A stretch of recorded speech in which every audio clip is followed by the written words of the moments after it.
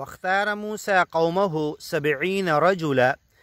اب اس واقعے کے بعد گوشالہ پرستی، بچڑے کی پوجا اور پورے واقعات ہوئے۔ اس کے بعد اللہ نے پھر حضرت موسیٰ کو ملنے کے لیے بلایا اور سلیکٹڈ 70 لوگوں کو چن لو اپنے بنی اسرائیل کے اندر سے۔ آپ نے سب کو لے لیا، واختارہ سلیکٹ کر لیا موسیٰ قومہ 70 رجلا، 70 آدمیوں کو، لمیقاتنا، فکس وقت اللہ نے دیا تھا پہاڑ پر اوپر پھر آنا چڑھ کر ملاقات کے لیے۔ فلما اخذتهم الرجفہ، آپ حضرت موسیٰ اور یہ 70 لوگ جب گئے اوپر پہاڑ پر تو زلزلے نے پکڑ لیا، پہاڑ ہلنے لگا۔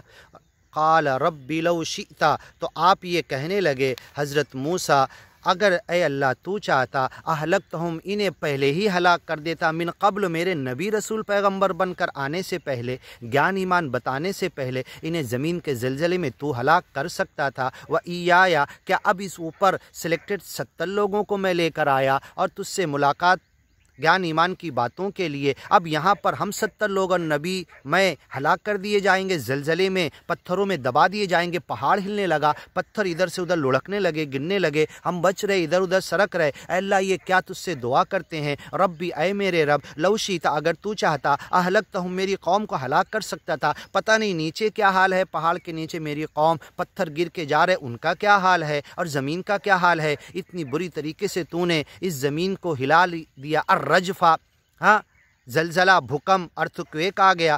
لو شئت، اگر تو چاہتا اہلکتہم، انہیں ہلاک کر دیتا، من قبل، میرے آنے سے پہلے، وإیایا، کیا مجھے بھی تو ہلاک کرنا چاہتا ہے؟ اتہلکنا، اے اللہ کیا تو ہلاک کرنا چاہتا ہے؟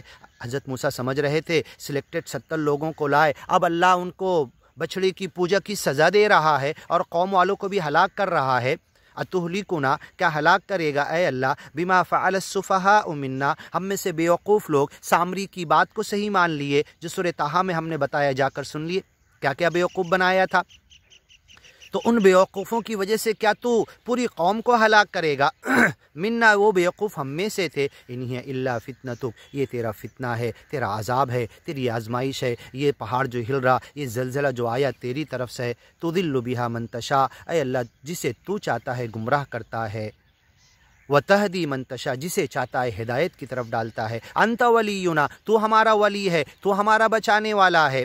فاغفر لنا، تو ہمیں معاف کر دے، جو بچڑے کی پوجا ہوئی ہم سب کو معاف کر دے، ورحمنا، رحم کر، وانت خیر الغافرین، معاف کرنے والوں میں، مغفرت کرنے والوں میں، بخشش دینے والوں میں، بخش لینے والوں میں، اور اپنی طرف سے دیا کرنے والوں میں تو سب سے بہترین ہے۔ خیر الغافرین، غافر ہے، غفار ہے، غفور ہے، ہاں خیر الغافرین، معاف کرنے والوں میں سب سے بہتر اور اچھا ہے۔ واکتب لنا فی ہذہ الدنیا حسنہ، آگے کی ویڈیو میں سنتے ہیں۔